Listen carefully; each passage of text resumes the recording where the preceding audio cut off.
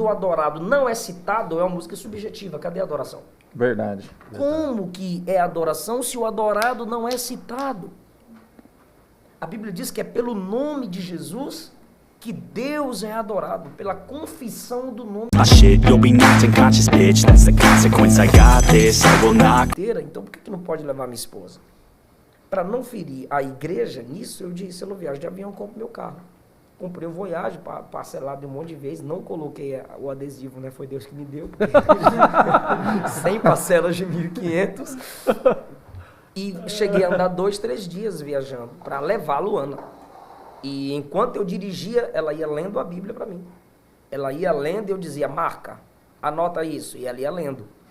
Comentários bíblicos, ela ia lendo, ia fluindo na minha mente e ela ia anotando. Eu não tinha um tablet nem iPad ainda, meus esboços eram cadernos. E ela ia escrevendo. Aí Deus me honra, vou deixar minha esposa para trás? Não, ela vai comigo. Diminui a oferta e paga a passagem da minha esposa. Ou eu pago a passagem do meu bolso. Ou vende livro meu, paga a passagem dela. E a respeito da agenda, como que o senhor consegue organizar? Certa vez eu ouvi o senhor falando a respeito do cara aqui, marca a agenda, dia 1 eu estava em tal lugar, dia 2, dia 3, dia 4, sim, dia 5, dia 6. Tá igual o diabo. É, camarada, 30 dias de agenda. Rodear a terra?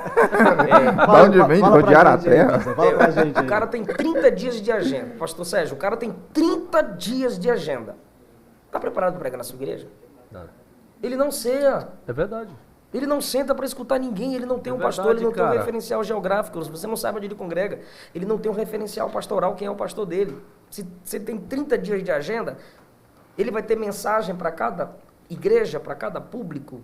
Não tem, o camarada decora uma mensagem, 2 no máximo. Ou ele decora 5 e prega 1, 2, 3, 4, 5, aí volta de novo, 1, 2, 3, 4, 5, e a Bíblia é tão profunda. O cara não tem tempo de ler, não tem tempo de orar, não tem tempo de ler um livro, é só fazer TikTok, dancinha, linguinha para fora. Não tem compromisso com a igreja local, como é que vai ter compromisso com a sua igreja fora da cidade dele?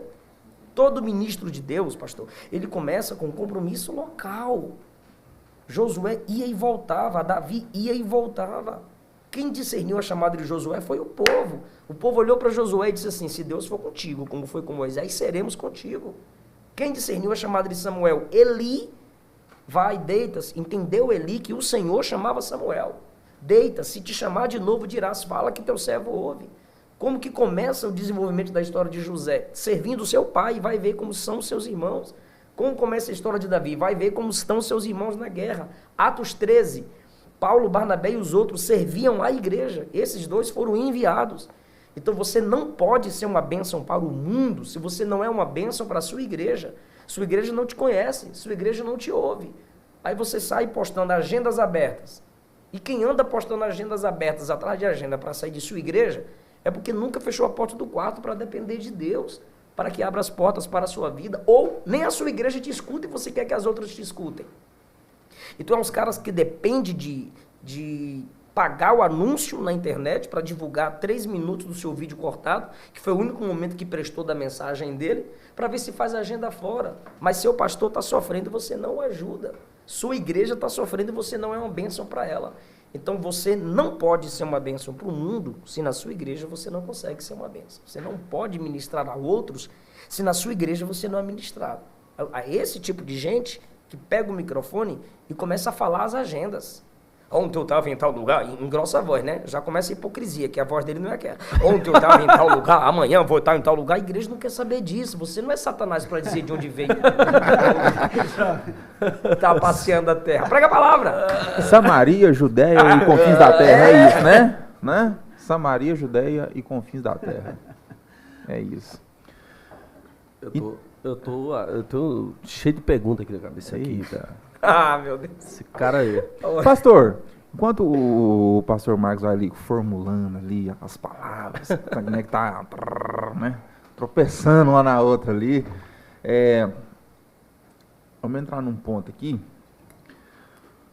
Música cristã hoje, o que o senhor acha desse cenário aí? O senhor concorda comigo, assim, de que o povo está muito adoração para cá, adoração para lá, e eu acredito que todas as músicas, tudo que a gente faz é uma extensão da adoração a Deus. Então, na minha opinião, acho que o que muda é só o ritmo musical, né? Então tem o samba, tem, né, tem os outros ritmos, tem o rock, tem esse tal de worship que a galera agora, né, tá na moda, mas na minha opinião, acho que tudo é adoração, só se muda o ritmo. E dentro disso, eu cheguei na conclusão de que ou a música ela é cristocêntrica, ou ela não é cristocêntrica. Por que tem o tal de worship que não é cristocêntrica? Tem worship aí que não é cristocêntrica, como tem, né, as músicas pentecostais também, que não são cristocêntricas, e vice-versa. Como tem cristocêntrica de um lado, tem do outro, e também não tem. Mas o que o senhor acha hoje das canções hoje, desse cenário mesmo musical? Inclusive tem uma frase que a Ana Paula Valadão postou hoje no Twitter dela, que ela falou que o gospel, essa presepada toda gospel meio que matou, achatou a essência da adoração, né, na música cristã. E eu queria saber a opinião do senhor hoje desse cenário. Eu acho que nem só de dó, ré, mi vive a adoração. Sim. Mas da palavra de Deus. Há ritmos que pro culto se torna escandaloso, se torna desrespeitoso. Eu concordo, viu? Pro culto. Entendeu? Sim. Aham. Se você quer curtir, se você quer ouvir seu samba, seu rap, seu rock, faça isso. Agora, pro culto, não. Entendi. Ali não serve. Verdade. A gente tem que saber diferenciar as coisas. Não é só a letra que define que vai pro Não, o culto, não. ritmo também É o define. ritmo. Porque depois da história, só a música toca na alma da pessoa. E você assume uma tribuna e começa a cantar música secular, não bíblica, para adoração, você não está edificando ninguém. 1 Coríntios capítulo 12, quando Paulo trata dos dons, ele também fala do cântico consciente. E ele diz que o cântico edifica. Então, o canto na congregação, para ser edificante, óbvio, ele tem que ser congregacional. Sim. A igreja inteira cantar. Então você vai colocar um funk no culto, os mais idosos não cantarão, os pastores não se sentirão à vontade para também adorar, então não será uma adoração comunitária. Escândalo na certa. Pode escandalizar, entristecer, e você está sendo a causa, e a Bíblia diz que a gente tem que respeitar os fracos, suportar os fracos, instruir os fracos. Uhum. Salmo 22, verso 25, o salmista disse: de ti vem o meu louvor. O louvor é para Deus, mas ele vem de Deus. Ou seja, não flui de você para Deus. Vem de Deus, passa por você e volta para Deus. Para ele. Então ele é a origem, ele é o processo, ele é o destino. Porque dele, por ele, E para para ele, ele. são todas as coisas. A ele a honra, a glória e o louvor. O contexto é Paulo falando da honra que seja dada ao Senhor. O worship é uma música longa, bem instrumentalizada, que pelo ritmo te sensibiliza. São músicas com muitas palavras de orações e te leva a orar também. Eu acho que ajuda na adoração. Só me estressa 15 minutos repetindo a mesma coisa. Para mim é evidência de que faltou conteúdo. Né? Faltou conteúdo para se expressar.